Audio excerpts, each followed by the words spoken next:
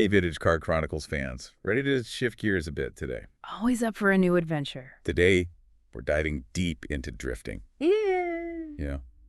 Those tire-smoking sideways slides, you see them in Fast and Furiouses. Yeah. But it's not just Hollywood. Oh, no. Drifting goes way back, way before those movies. Think Japan. The 1970s. Really? That far back? Oh, yeah. It started underground, like on those mountain roads, the tushed. Tush, I've heard that term. Yeah, those winding roads, drivers pushing their cars to the edge. So we're talking intentional oversteer, cars sliding sideways, smoke everywhere. Exactly, but it wasn't just about looking cool. It was born out of necessity. Out of necessity. How so? Imagine those drivers on treacherous mountain passes, high speeds, Right. one wrong move, you're off the edge. They needed a way to stay in control. To maintain speed while taking those sharp turns? You got it. Wow, so drifting wasn't just about style. Not at first. It was a way to survive those roads. So who were some of these early pioneers? Well, there's this legend, Kunimitsu Takahashi. He was a race car driver and a motorcycle racer, too. He brought this unique cornering technique to the track. What kind of technique? Picture this, entering a corner at high speed, then intentionally oversteering, using that slide to keep momentum through the turn. It sounds pretty wild. So yeah, it was revolutionary for the time. One of his signature moves, breaking into a turn to make the car oversteer. So that's where it started. Pretty much, Takahashi style. It caught the attention of street racers. They saw what he was doing on the track and thought, hey, we can use that on the Tuge. Exactly. So that's how drifting went from the track to those mountain roads. It's part of the story. Then you had groups called the Zoku. Zoku. Yeah, they were like the forerunners to modern drifting teams, pushing limits on those mountain roads, refining the techniques. So Takahashi's influence, the Zoku honing their skills, and then comes the Drift King himself, Keiichi Tsuchiya. Keiichi Tsuchiya, the Drift King. He was drawn to the energy of street drifting, honing his skills on those same mountain roads. But what made him a legend? His 1987 video, Plus B. Plus B. I've heard of that. What was so special about it? It was raw, showcased Tsuchiya's insane car control, pushing a Toyota AE86 to the limits. An AE86, that's a classic. Yeah, and it was all captured on VHS tape, grainy footage. But it went viral. I bet it blew people's minds. Oh yeah, it ignited the imaginations of car enthusiasts across Japan. And it wasn't just reckless driving.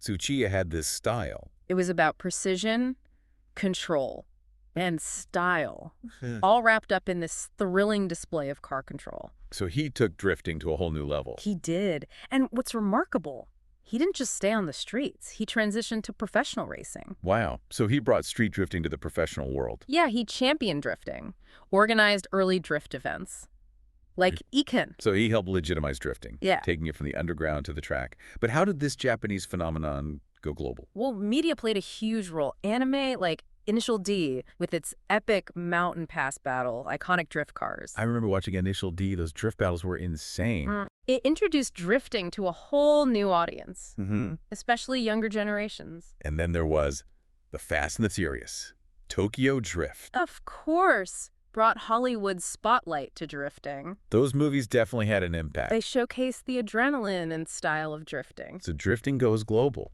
But it didn't just spread, it evolved, right? Absolutely. Different styles, different cars, different approaches. You got it. Think about rally driving.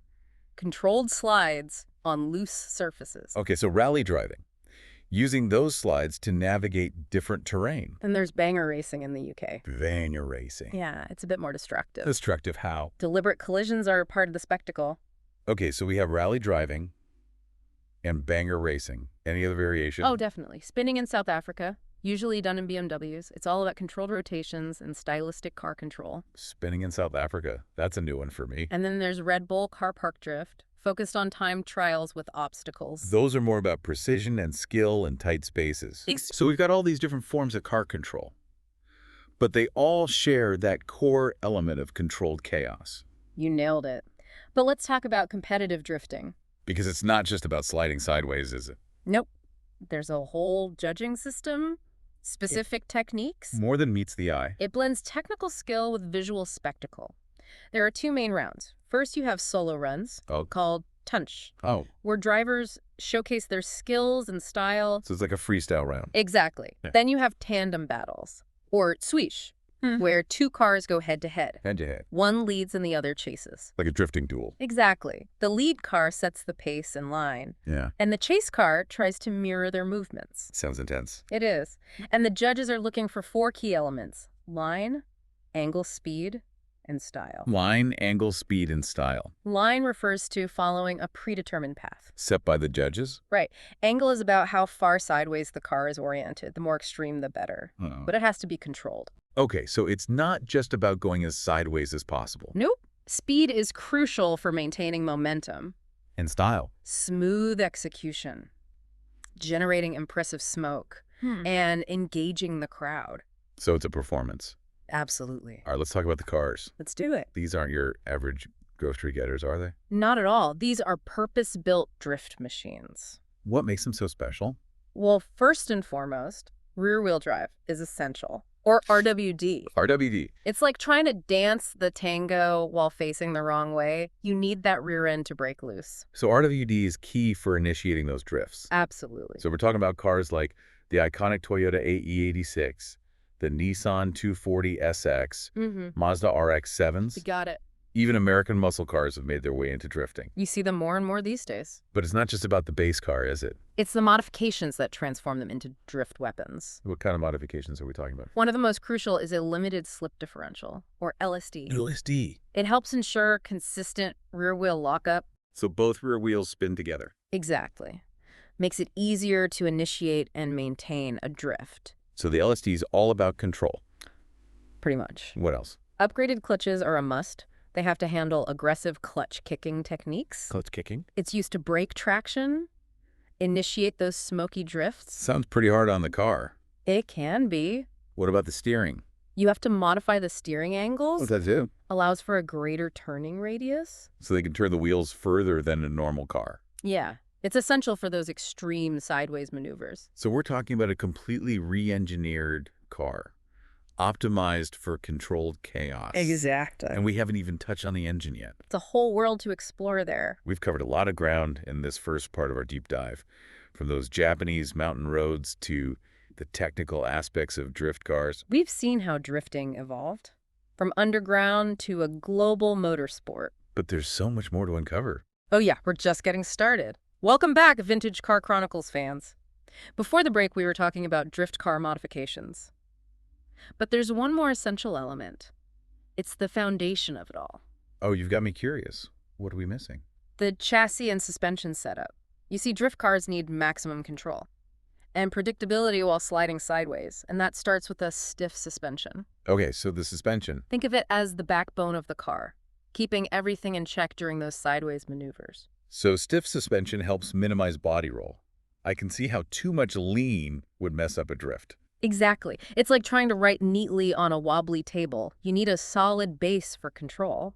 Makes sense. And lowering the car's center of gravity. That also improves handling and stability. So it's all about fine-tuning for that perfect balance, control and chaos. You got it. But we can't forget about safety, especially in a motorsport like drifting. You're absolutely right. Safety is paramount. So what kind of safety? Okay, so roll cage. And racing seats with multi-point harnesses. Those keep the driver securely in place. So it's like a protective cocoon within all that chaos. Exactly. What about the steering system? We talked about increasing steering angle earlier. Right. Drift cars often have modified steering systems. They allow for greater steering angles than a normal car. So the driver can turn the wheels further? Further. Yeah. It's crucial for those extreme turns. Gives them more control over the car's angle and direction. Exactly. What about the braking system? I imagine drifting is tough on brakes. You're right. Drift cars need upgraded brakes. To handle all that hard braking. Yeah, they're constantly scrubbing off speed. Yeah. Then modulating the brakes throughout the slide to maintain control. So it's not just about slamming on the brakes. It's a lot more nuanced than that. So we've got a completely re-engineered car. Pretty much. From the suspension to the steering to the brakes. All optimized for controlled sideways mayhem. No, what about the tires? The tires. They're the unsung heroes of drifting. What makes them so special? They're specialized tires, designed to handle the extreme forces and heat. So not your average tires. Definitely not. Drift tires are wider than standard tires, with a softer compound for maximum grip. When needed. Right. and a tread pattern that can handle those sideways slides. So they need to be able to grip, slip, and withstand a lot of punishment. Exactly. It's like finding the perfect balance of grip and slip. That's a great way to put it. Now remember that engine debate? Oh yeah, the Japanese versus American engines. What's the appeal of those big American V8s? It comes down to power delivery availability and cost. Power delivery. American V8s are known for their torque, which is perfect for breaking those rear tires loose and holding those long, smoky slides. So that raw power makes it easier to drift. Exactly. Plus, they're readily available and relatively inexpensive to build and maintain. Compared to those high-strung Japanese engines. Right. But hasn't this shift to American V8s caused some tension? It has. Some purists believe drifting should stay true to its Japanese roots, with those high-revving, turbocharged 4 cylinders. So it's tradition versus innovation. You could say that, but others embrace experimentation, pushing boundaries. Finding new ways to achieve that perfect drift. Exactly. It's interesting how this debate mirrors the whole automotive world. It does. This tension between heritage and new technologies. And that tension keeps things interesting. So we have Japanese finesse versus American muscle. What are the pros and cons of each? Well, Japanese engines reward precise throttle control and gear changes. Because they're so responsive. Right. They offer a more nuanced driving experience. What about V8s? V8s bring that raw, brute force power. They make it easier to break traction. Yeah, and hold those long slides. But they require a different driving style. To manage all that power. Exactly. So it's a trade-off. Yeah. Finesse versus raw power. You got it. But ultimately comes down to the driver. Absolutely. They're the ones who bring it all together. They're the artists, the conductors of this controlled chaos. What are some of the essential techniques? One of the foundational techniques is clutch kicking. Clutch kicking. It involves quickly depressing and releasing the clutch pedal while applying throttle. So you're disengaging the drivetrain. Momentarily, which allows the rear wheels to spin freely. That helps initiate the drift. Exactly. Yeah. Faint steering, quickly turning the steering wheel in the opposite direction before whipping it back in the desired direction. So you're tricking the car into sliding sideways. In a way, it shifts the car's balance. What other techniques are there? Braking drift. Braking drift. Using the brakes to transfer weight to the front, which helps break traction in the rear.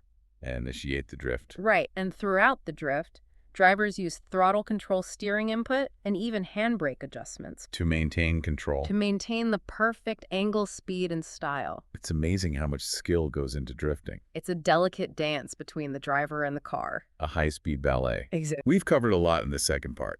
The technical intricacies of drift cars, the engine debate, even some of the essential driving techniques. We've seen how drifting blends performance and style. It's a relentless pursuit of pushing the limits. But there's one more layer to this story, the cultural impact of drifting. You're right. We've touched on movies and anime, but there's so much more to explore. There is. How has drifting impacted fashion, music, art, and even social trends? That's what we'll dive into in the final part of our deep dive.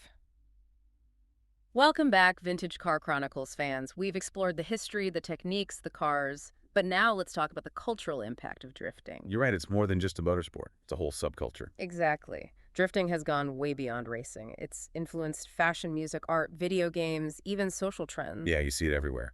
Drifting inspired designs on clothes, electronic music and drift videos, even the whole stance culture with modified cars. It's true.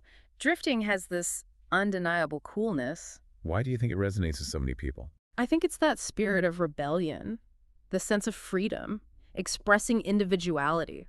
It definitely challenges the norms of car control. It pushes boundaries. It's Yes. aggressive but artistic. Yeah, it's like turning chaos into art. Exactly. And the media has played a huge role. Like those mountain pass battles in Initial D, with that Eurobeat soundtrack. And the Fast and the Furious, Tokyo Drift, with its neon-drenched world. Those movies weren't just about racing, they captured a whole lifestyle. They showed the characters, the music, the attitude. Yeah, it was about more than just cars. And that resonated with people, especially those who wanted to express themselves. It's amazing how drifting went from Japan to a global phenomenon. It's become a universal language. Spoken through tire smoke and roaring engines. I like that. But it hasn't always been easy, has it? No, there have been controversies. Safety concerns, You're right. legal issues. Some people see drifting as reckless driving, It's easy to understand why. but we need to distinguish between professional drifting and illegal street drifting. Professional drifting happens in controlled environments. Exactly, with strict safety regulations. But street drifting is dangerous. And irresponsible. It's important to keep drifting off public roads. It's about safety and the future of the sport. We want drifting to be seen as a legitimate motorsport. Absolutely. And then there's that whole debate about American V8 engines. Ah, yes, the engine debate. It really stirred things up, Some people see it as a departure from tradition. but others embrace it as progress. It's tradition versus innovation. And it keeps things interesting. It shows that drifting is always evolving. Well, we've covered a lot of ground today. We have. From the history of drifting to its cultural impact. We've seen the techniques, the cars, the drivers, the culture, the challenges. It's a fascinating world. It's a blend of skill, art, and passion. We hope you've enjoyed this deep dive into the world of drifting. It's been a pleasure sharing this with you. And remember, this was a special deep dive for all you Vintage Car Chronicles fans. Be sure to subscribe to Vintage Car Chronicles for more automotive insights. We'll be back with more deep dives into the world of cars and motorsports. Until then, keep those engines roaring. But only in designated areas, of course.